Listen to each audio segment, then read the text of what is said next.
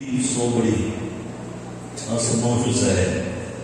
Apesar, esse José não é do Antigo Testamento, é do Novo Testamento. Ele não é tão citado, tão falado, mas ele deu uma parcela de contribuição significativa para a igreja primitiva. Ele tinha uma característica muito especial do seu caráter, da sua forma de agir, da sua maneira de proceder. O seu caráter e a sua maneira de agir e proceder era tão impactante que isso se sobressaiu em relação ao seu próprio nome. Nós não conhecemos ele por José, nós conhecemos pelo apelido. Não conhecemos o irmão aqui mencionado em Atos 4, 36, 37, como irmão José. Não lemos se José e Paulo foram para algum lugar, não é verdade? Mas ele é mais conhecido pelo seu apelido. Assim como às vezes tem na cidade aqui, até mesmo na igreja, pessoas que têm seu nome natural de registro, mas se procurar pelo nome ninguém sabe quem é. Às vezes um apelido carinhoso que foi dado pela família ou pelos colegas, por alguém na infância ou até mesmo na mocidade, acaba caracterizando a maneira de identificarmos essa pessoa. Então, voltando aqui para o texto de Atos capítulo 4, versículo 36, Lucas vinha fazendo um relato sobre a igreja primitiva. Ele vinha trazendo novamente uma característica daquela igreja, a partir do versículo 32, Atos 4, 32, que já foi mencionado em Atos 2, do 42 em diante, aliás, do 37 em diante, e agora ele está mais uma vez, Lucas, na narrativa acerca de Atos dos Apóstolos, está trazendo essa característica daquela igreja. Vamos só retroceder um pouquinho no texto, para podermos contextualizar a reflexão, a palavra desta noite. E era um coração e a alma da multidão dos que criam. Se falava aqui de muita gente crendo, de muita gente aceitando a Jesus, de muita gente ingressando na igreja, de muitas vidas sendo alcançadas pela graça de Deus. E ninguém dizia que coisa alguma do que possuía era sua própria, mas todas as coisas lhe eram comuns. E os apóstolos davam com grande poder testemunho da ressurreição do Senhor Jesus. E em todos eles havia abundante graça. Meus irmãos, que isso se torne realidade na vida da igreja desse último tempo, dessa última hora. E em todos eles haviam abundante graça. O que é isso? Havia presença, manifestação, poder de Deus, graça de Deus na vida daquela igreja. Não havia, pois, entre eles necessitado algum, porque todos os que possuíam herdades ou propriedades ou casas, vendendo-as, traziam o preço do que fora vendido e o depositavam aos pés dos apóstolos. Entende?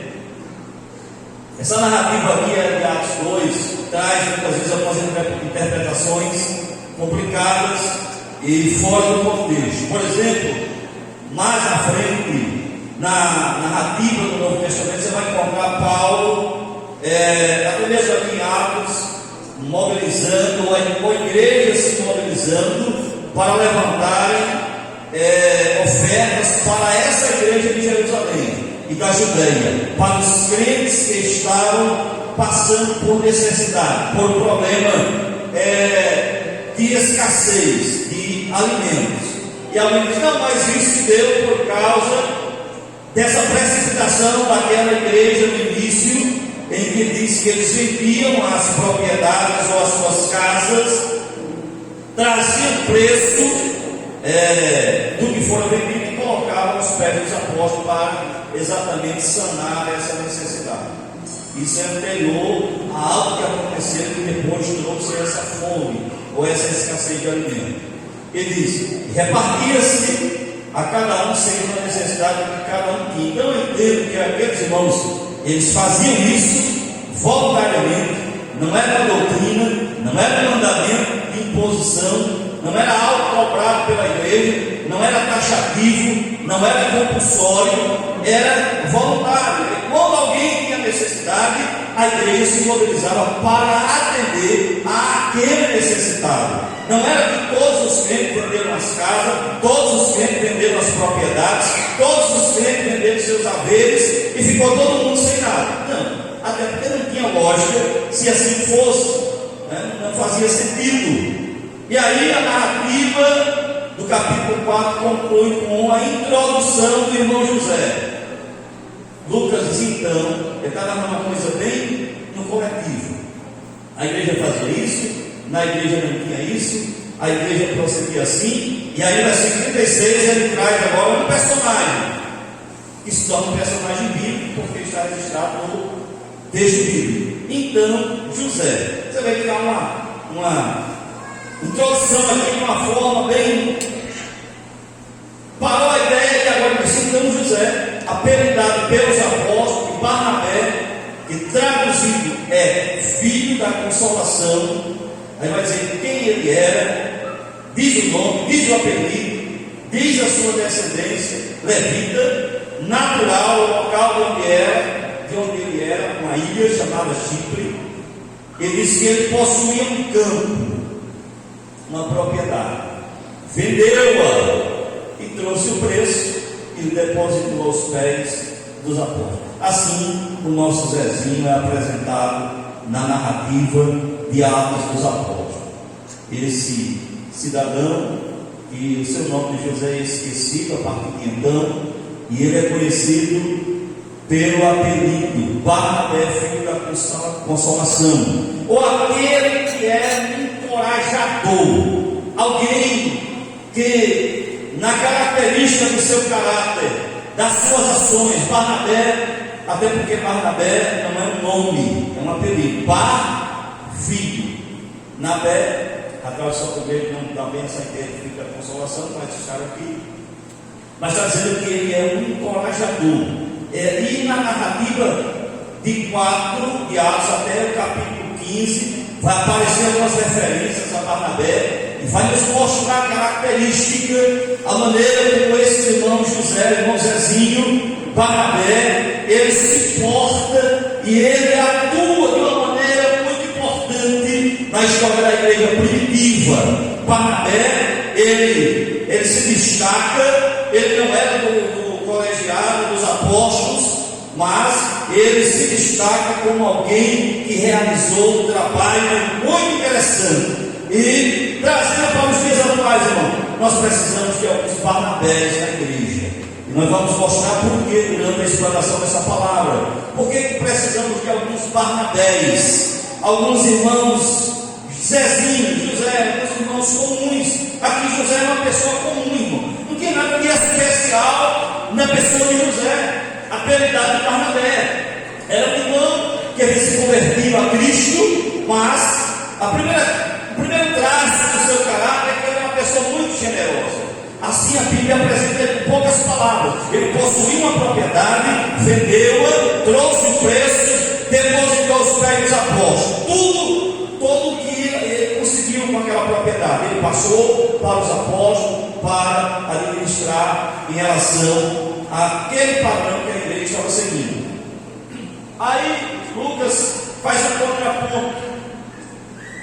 Capítulo 5. Mas um certo varão chamado Ananias, com Safira, sua mulher, vendeu uma propriedade. Talvez achando a coisa bonita assim, né? Que ação, que generosidade, que liberalidade. Ele também vendeu uma propriedade. E ele, versículo 2 diz que ele reteve parte do preço, combinou com a sua mulher, e levando uma parte, ele depositou aos pés dos apóstolos. E não problema, eu disse que não era compulsório, irmão. Ninguém tinha que vender a sua casa, a sua propriedade e dar todo o dinheiro para os apóstolos.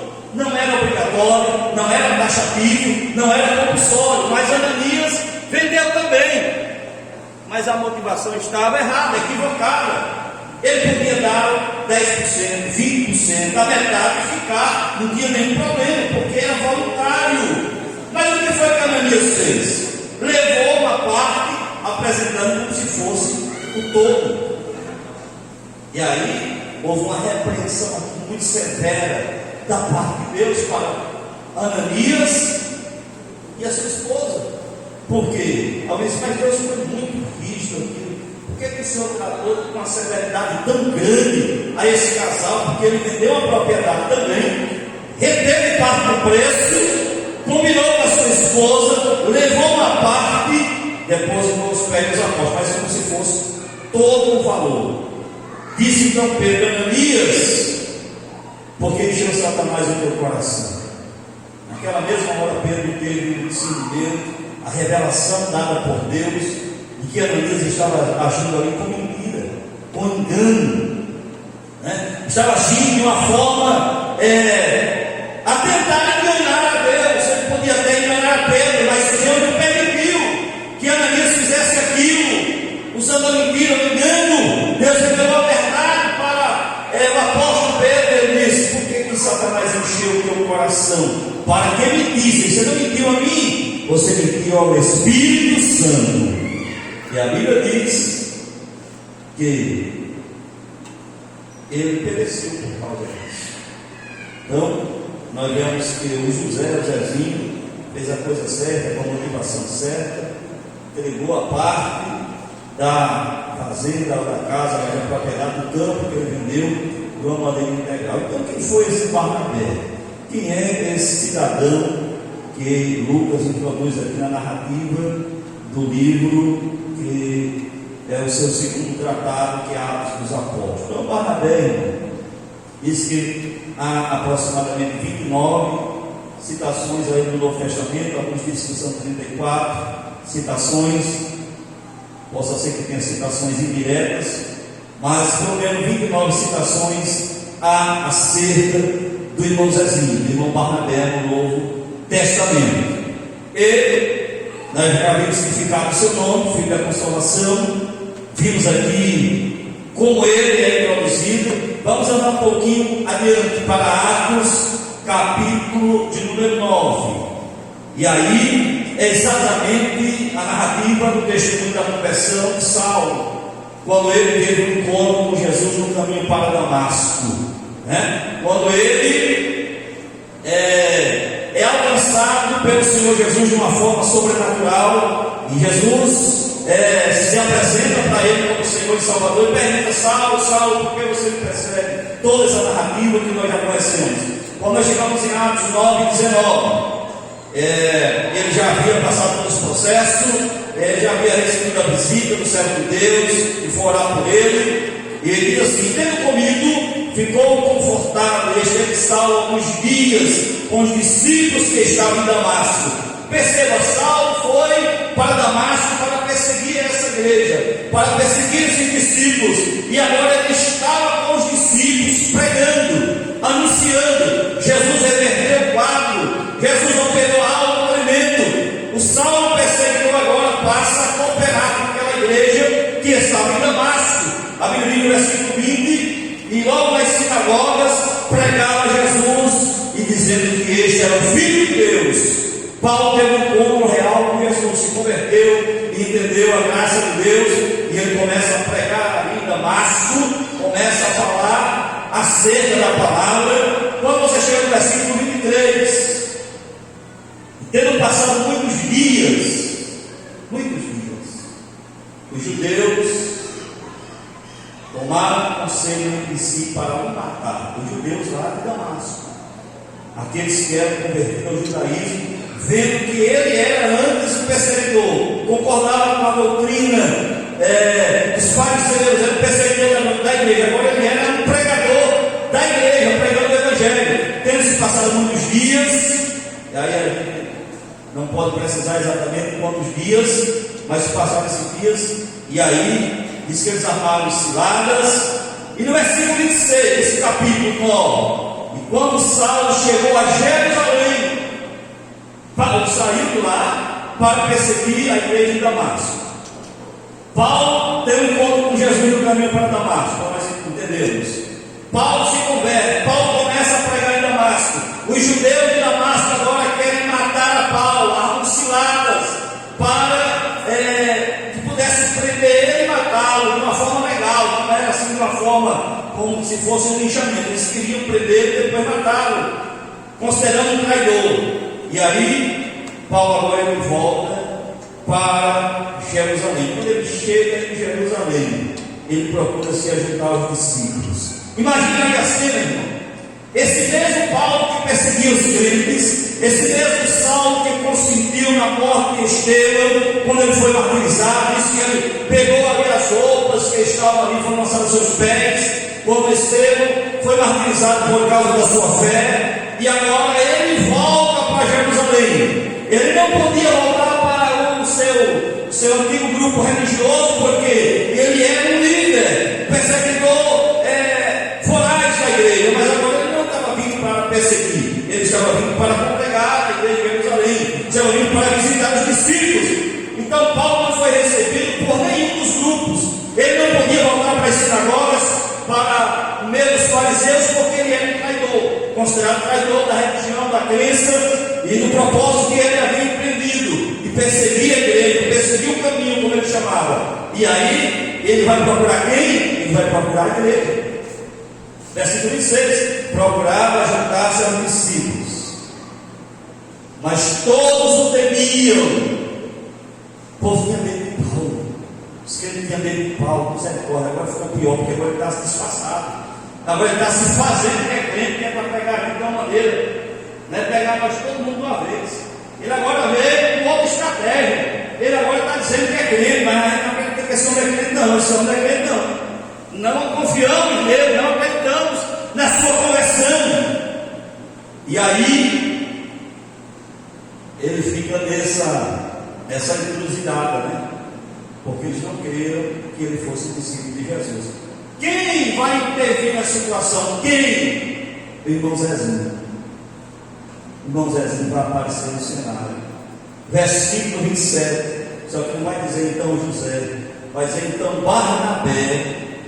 Então Barnabé, tomando consigo, talvez Paulo estivesse pensando assim: eu vou embora, vou voltar para Tarso, porque a igreja não me aceita, a igreja não me recebe, a igreja não acredita no Jesus que ela prega. Porque se eles pregam que ele é poderoso para libertar, transformar, mudar a história do homem pecador, e ele mudou a minha, eles não estão acreditando que eu fui alcançado por essa casa. Então eu deverei voltar para Tarso, deixar a igreja de Jerusalém, até que Deus trabalhe no coração deles e eles vão entender que eu agora sou discípulo de Jesus. Mas Barnabé tomou conhecimento disso, Barnabé tomou ciência desse passe. Paulo volta para Jerusalém, a igreja não recebe, a igreja não aceita, os discípulos estão temerosos do que ele possa fazer. Aí o irmão Zezinho entra em cena. Então Barnabé, tomando consigo, o trouxe aos apóstolos. Barnabé tinha a aceitação da igreja, o mesmo Barnabé que depositou a propriedade, o valor da propriedade aos pés dos apóstolos, tinha credibilidade com a igreja, era um homem de confiança da igreja. Mais na frente a gente vai perceber que Zezinho era um homem de confiança da igreja primitiva, e agora ele traz o Paulo até a presença dos apóstolos e lhes conta o testemunho de Saulo para Paulo. Ele diz como no caminho ele vira ao Senhor, e como esse lhe falara, e como em Damasco Paulo agora estava pregando em nome de Jesus com ousadia. Barnabé chega para os apóstolos e diz: não tenho mais medo desse homem, não. Isso não é mais aquele tão indomado, não, lá, que respirava ameaças de morte. Agora esse homem é uma ovelha.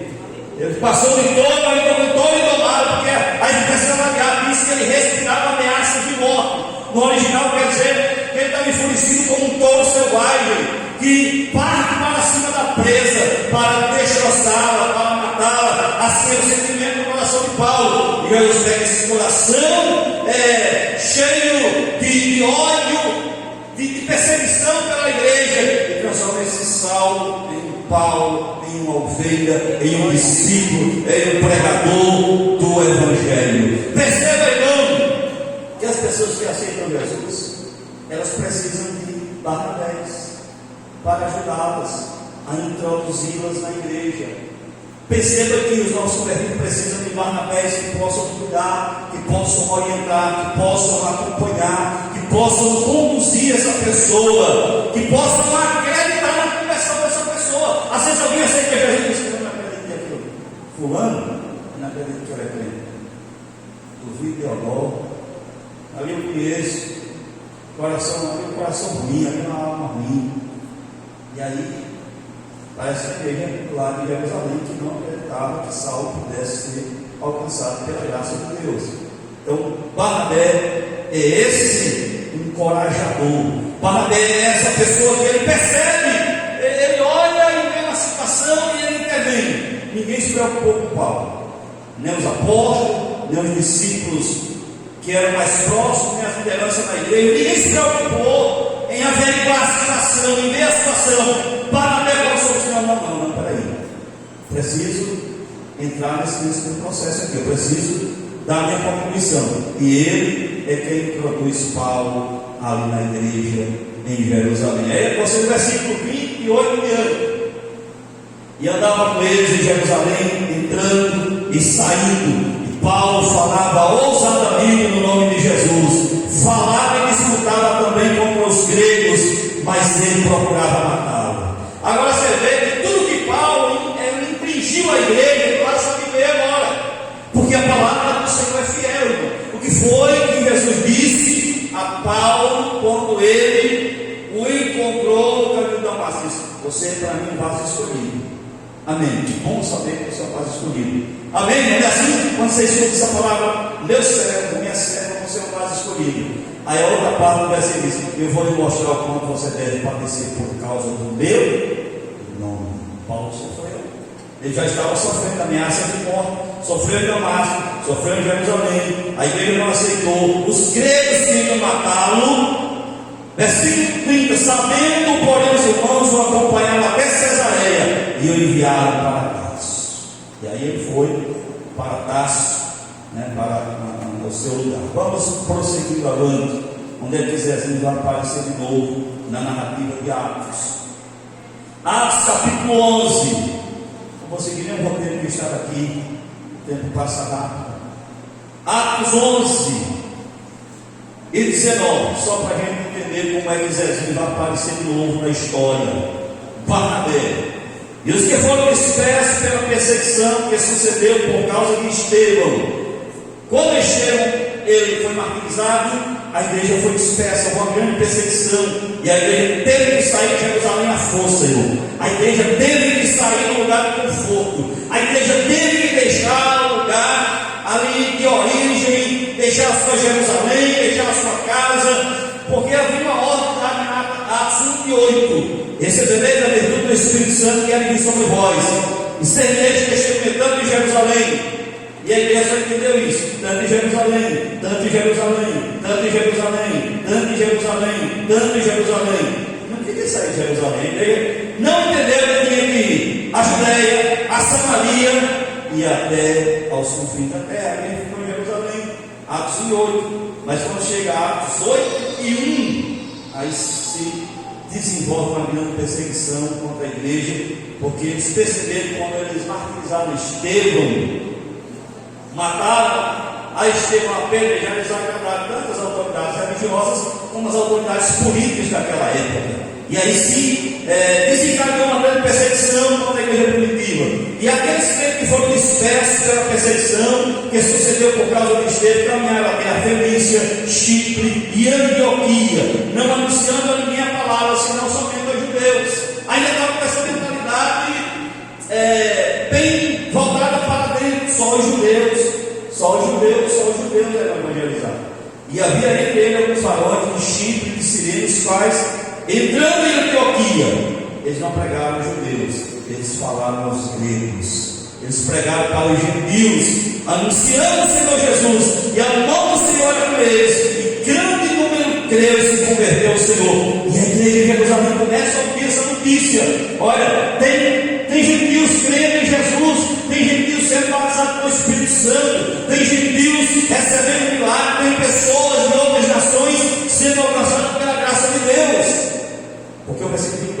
chegou a fama dessas coisas aos ouvidos da igreja que estava em Jerusalém, aonde era a sede daquele momento da igreja de Jerusalém, aonde era a central, aonde era a igreja principal, Jerusalém, aonde estavam ainda alguns apóstolos que não haviam sido martirizados e eles estavam presos em Jerusalém. O comando saía a partir da sede de Jerusalém.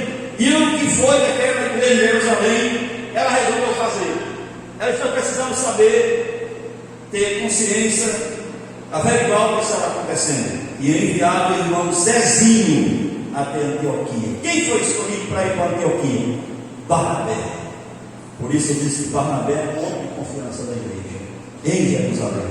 E ele foi o escolhido. Ele foi enviado na missão de ir até Antioquia e averiguar, ver, constatar o que estava acontecendo. O qual, quando chegou e viu a graça de Deus ser derramada naquele lugar, ele se alegrou. Ele não tinha um sentimento judaizante de que a fé era só para os judeus, a salvação era só para os judeus. Pedro tinha muito essa questão de valorizar os judeus. Ele preteria muitas vezes os gentios. Precisou, lá em Atos 10, Deus tratar com Pedro, dar uma visão, uma revelação para ele, descia um lençol do céu, cheio de animais, puros e impuros, segundo a tradição dos judeus. E aí o Senhor diz a Pedro: pega e come. Ele disse: não, Senhor, na minha boca nunca entrou coisa comum ou coisa impura. Ele disse: por 3 vezes aconteceu essa relação: pega e come. E aí o pessoal foi. Quando terminou essa relação, chegaram 6 irmãos que vieram enviados para tratar com Pedro, dizer que estava sendo chamado a ir até a casa daquele homem que precisava ser evangelizado. Então Deus precisou tratar com Pedro em relação a isso, mas Barnabé não. Ele se alegrou e exortou a todos a que com firmeza de coração permanecesse no Senhor, aqueles novos convertidos. Aí o versículo 24 vai dizer o caráter de Zezinho: era um homem de bem, cheio do Espírito Santo e de fé. As características do irmão Barnabé, que era um homem de confiança daquela igreja: homem de bem, cheio do Espírito Santo e cheio de fé. E muita gente se uniu ao Senhor. E aí Barnabé viu que ele não dava conta do recado. Não dá para dar conta do recado, é muito povo convertido, é muita gente para discipular aqui em Antioquia. A igreja está crescendo demais. Ele não se achava super-homem, meu irmão. Ele não se achava aquela pessoa que daria de conta de tudo. Ele não se centralizou em si. Espera aí, eu sei que ele pode me ajudar nesse negócio. Eu vou ali atrás de um companheiro que vai me ajudar nessa obra. E versículo 25: partiu Barnabé para a batalha para buscar Saulo.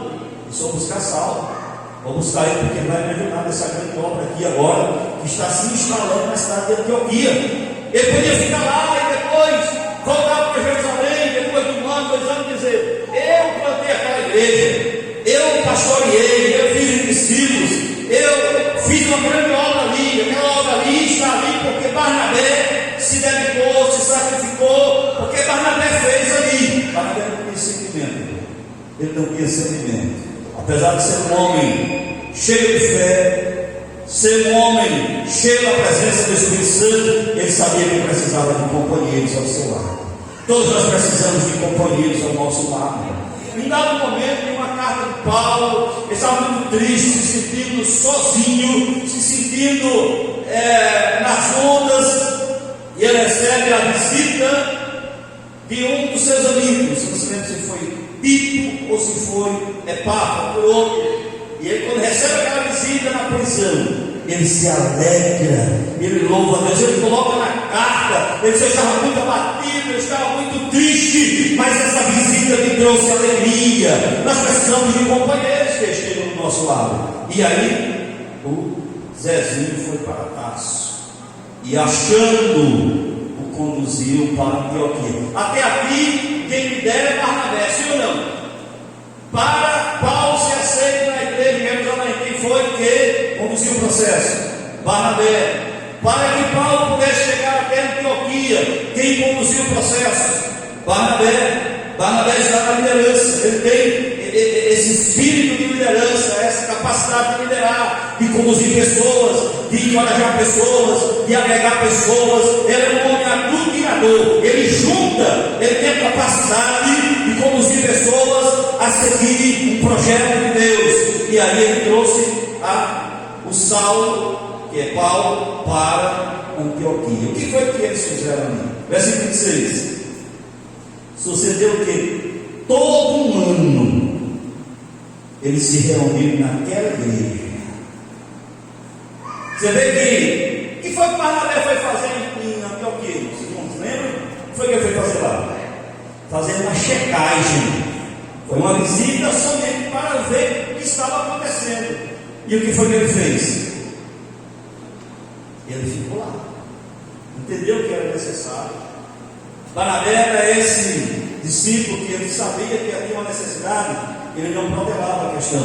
Quais esperanças acontecer? Ele se disponibilizava para fazer. Ele não havia sido enviado para ficar lá, mas ele entendeu que precisava ficar lá. Sentiu esse direcionamento, essa oportunidade de Deus. Chegou a Saulo, passaram um ano se reunindo naquela igreja e ensinaram muita gente. E aí qual foi o resultado desse discipulado, dessa ação de Barnabé e Paulo? Nessa ordem, até aqui é Barnabé e Paulo. Em Antioquia foram os discípulos pela primeira vez chamados de quê? De cristão. O que isso quer dizer? O que isso quer dizer? Cristãos é que eles eram, nós digamos que vocês são os pequenos cristos, parecidos com Jesus Cristo. O discipulado lá foi tão eficiente, a ação de Barnabé e Paulo naquela igreja de Antioquia foi tão eficiente que as pessoas agora, elas começaram a ser chamadas de cristãos. Eles foram vistos e reconhecidos como aqueles que se pareciam com Jesus Cristo. Então, vemos aqui mais uma das ações, mais uma das atitudes do irmão Barnabé, que trouxe resultado, que trouxe benefício para a igreja primitiva. E ele sempre se lembrava de Saulo, Paulo, ele acreditava no potencial de Paulo. Foi a primeira pessoa da igreja de Jerusalém a acreditar que Paulo era convertido. Foi o primeiro também a investir no ministério dele, trazendo para Antioquia. Vale salientar que aquela primeira visita de Paulo a Jerusalém foi após 3 anos. Não foi uma semana depois que ele aceitou Jesus. Após 3 anos daquele acontecimento lá em Damasco, e que ele fica pregando em Damasco, é que ele resolve ir a Jerusalém. Ele dá um tempo para as coisas acontecerem. Quase 3 anos depois, Paulo vai a primeira vez em Jerusalém. Onde é que está isso? Abra aí Gálatas 1:8. Abra sua Bíblia, Gálatas capítulo 1, versículo 18, aliás. Gálatas 1:18. Depois, passado 3 anos, fui a Jerusalém para ver Pedro. Eu queria ver o pastor da igreja de Jerusalém. Paulo queria ter um contato com o pastor da igreja de Jerusalém. Quem era o pastor de Jerusalém? Pedro. Ele foi visitar o pastor daquela igreja e fiquei com ele 15 dias, mas ele só ficou depois da mediação de Zezinho, de Barnabé, quando Barnabé interveio na situação. E ele dizia: eu não via nenhum outro dos apóstolos, senão a Tiago, irmão do Senhor. Isso Paulo estava falando lá na frente, quando escreveu Gálatas. Ele só teve um contato presencial, até esse momento ele escreve Gálatas com Pedro e com Tiago. Foi 3 anos depois que ele fez aquela visita. Vamos adiante, ver aonde mais o nosso irmão Zezinho aparece. Finalzinho do capítulo 12. Quando toda aquela questão, capítulo 12, só para a gente entender, Herodes manda matar Tiago, Pedro ali da prisão, a morte de Herodes. Herodes é morto porque não dá glória a Deus. E porque, capítulo 12 de Atos, e ele blasfema o nome de Deus. Versículo 22, capítulo 12. E o povo exclamava: voz de Deus e não de homem, em relação a Herodes. Versículo 23: no mesmo instante feriu o anjo do Senhor, porque não deu glória a Deus, e comigo de bicho espiou. Foi algo sobrenatural também, algo que Deus fez na hora, fulminou com Herodes. E a palavra de Deus crescia e se multiplicava. Aí nós vamos aqui, e Zezinho e Saulo, Barnabé e Saulo, é nessa ordem, porque Barnabé estava na liderança até aqui. Havendo terminado aquele serviço, voltaram de Jerusalém, levando também consigo a João Marcos, que tinha por sobrenome Marcos. Nós já falamos aqui uma doutrina sobre esse rapaz, né? Que ele se tornou um cooperador. Veja aqui, quando terminou aquele serviço, Barnabé, há indícios que esse João Marcos era parente de Barnabé, e aí ele quer introduzir ele na obra. Quer introduzir ele porque Paulo e Barnabé iriam treinar o Marcos para ser um cooperador da obra, um obreiro. E aí Barnabé resolve levar a esse Marcos, o João Marcos, que era escritor do Evangelho de Marcos. O Evangelho de Marcos, irmãos, é o primeiro evangelho escrito. Está no segundo, mas é o primeiro. Mateus foi escrito depois que Marcos foi escrito, Lucas foi escrito depois que Marcos foi escrito, João foi escrito depois que Marcos. Então o primeiro evangelho escrito foi Marcos por esse cidadão. Então você vê que Barnabé também esteve presente na vida desse rapaz. Ele foi um encorajador, ele era o filho da consolação, ele ajudou muita gente a desenvolver o seu ministério. Meus irmãos, precisamos de mais Barnabés na igreja, pessoas que ajudem as outras a desenvolverem os seus talentos, os seus dons, as suas habilidades e a sua vocação.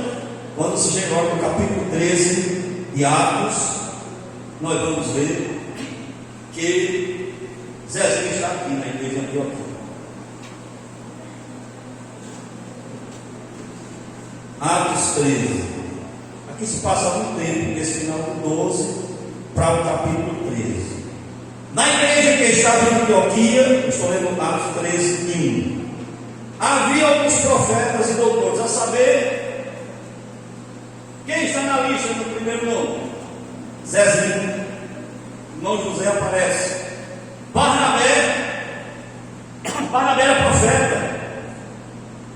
Barnabé, Simeão, chamado Lígia, e Lúcio, Sirineu, Manaém, que foram criados com Herodes, o tetrarca, e por último, Saulo. Pronto, estava lá a liderança daquela igreja em Antioquia. Os irmãos lembram que o irmão Zezinho veio fazer uma visita em Antioquia. Ele deve ter gostado muito de Antioquia daquela igreja. Agora ele estava entre a liderança daquela igreja. Ele é o primeiro nome citado em Atos 13 como parte daquela liderança, daquele corpo de obreiros que presidiam sobre aquela igreja em Antioquia. O primeiro nome citado é o Barnabé. E aí ele está aqui presente nessa igreja e servindo eles ao Senhor e jejuando, disse o Espírito Santo: apartai-me a quem? A Zezinho e a Saulo. Nessa hora, ainda Barnabé está na liderança em relação a Paulo. E o Espírito Santo disse: eu quero esses dois obreiros para uma obra específica, para um propósito para o qual eu estou chamando. Então, jejuando e orando e pondo as mãos, os despediram. E aqui dá-se início a primeira viagem missionária de Paulo. Das 3 viagens missionárias, dá-se início a primeira. Quem estava na liderança? Zezinho. Zezinho estava na liderança, né? Estava junto com Paulo nessa dupla missionária. E a Bíblia dizia assim: estes enviados pelo Espírito Santo desceram a Seleucia e dali navegaram para Chipre.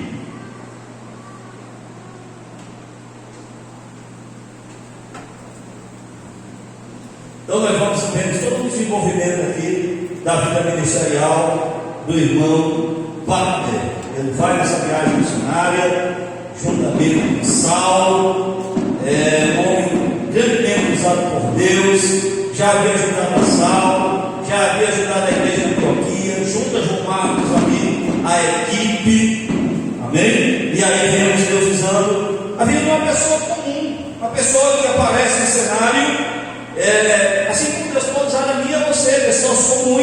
Zezinho, Maria, Chiquinho, Francisca, Manelzinho, qualquer um, irmão. É só se disponibilizar para ser usado por Deus. É só se colocar à disposição, estar atento àquilo que Deus está fazendo, está operando, ser sensível à voz de Deus. E foi isso que Barnabé fez. Ele não quis ser mais do que Paulo, ele não quis ser mais do que nenhum apóstolo, ele não tomou lugar, ele não tomou a posição de ninguém, ele apenas fez aquilo para o qual Deus estava direcionando, ordenando fazer. Existe espaço na obra de Deus para cada um dos seus servos trabalharem e fazerem a obra do Senhor Jesus. Então, voltamos ao capítulo 15. E versículo 35. E agora a coisa muda. Não é mais Barnabé que está na liderança, é Paulo. E Paulo e Barnabé ficaram em Antioquia, ensinando e pregando com muitos outros a palavra do Senhor. Por que é que Lucas coloca esse registro? Parece que não tem nada a ver. Era Barnabé e Paulo, e agora é Paulo e Barnabé. Tudo está escrito na Bíblia, não tem um propósito, nada é por acaso. Porque agora a liderança está com Paulo. Mas Barnabé não ficou ofendido, porque ele não está no lugar de destaque, porque ele não está com seu nome na frente do nome de Paulo. Barnabé continua servindo do mesmo jeito. É o mesmo companheiro, é o mesmo irmão, tem a mesma motivação, tem a mesma alegria para servir. Precisamos entender isso, precisamos entender que a obra de Deus é dinâmica, a obra de Deus ela é dinâmica e Deus vai nos utilizando da maneira que Ele quer, no lugar que Ele quer, da maneira que Ele quer. Deus coloca pessoas para presidir sobre nós. Por exemplo, aqui da Elites, por exemplo, que muita gente vem. E a maioria dos obreiros da elite são jovens, bem jovens por sinal. E às vezes é uma pessoa que já é mais madura um pouco, já tivemos diáconos, sendo aluno da elite, às vezes tem a dificuldade de se submeter àquela liderança porque é mais jovem. Porque eu sou mais experiente. É porque eu sei mais. É porque eu tenho mais capacidade do que fulano. Não vou me submeter à liderança dessa pessoa. Não funciona assim na obra de Deus.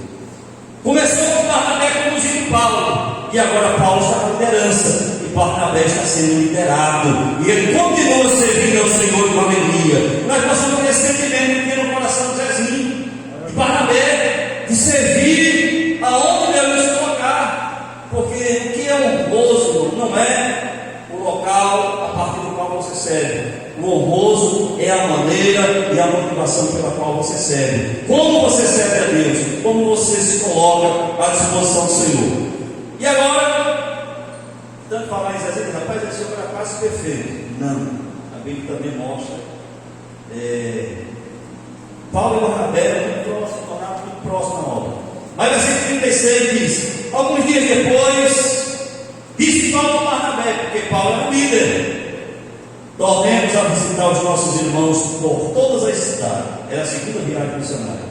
Vamos fazer outra viagem missionária e visitar todas as cidades em que já anunciamos a palavra do Senhor, para ver como estão. Paulo era um supervisor, era um pastor que supervisionava as igrejas, queria saber como as igrejas estavam.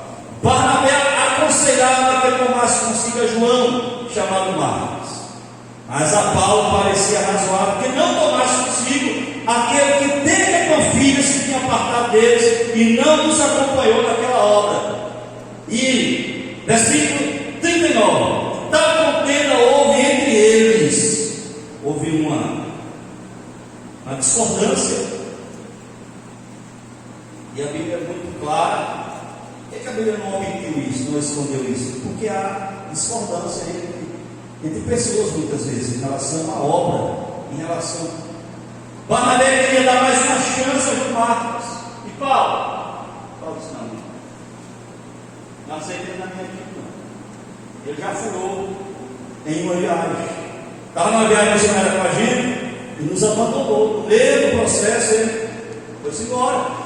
Não quero o João, não quero o Joãozinho na nossa equipe missionária.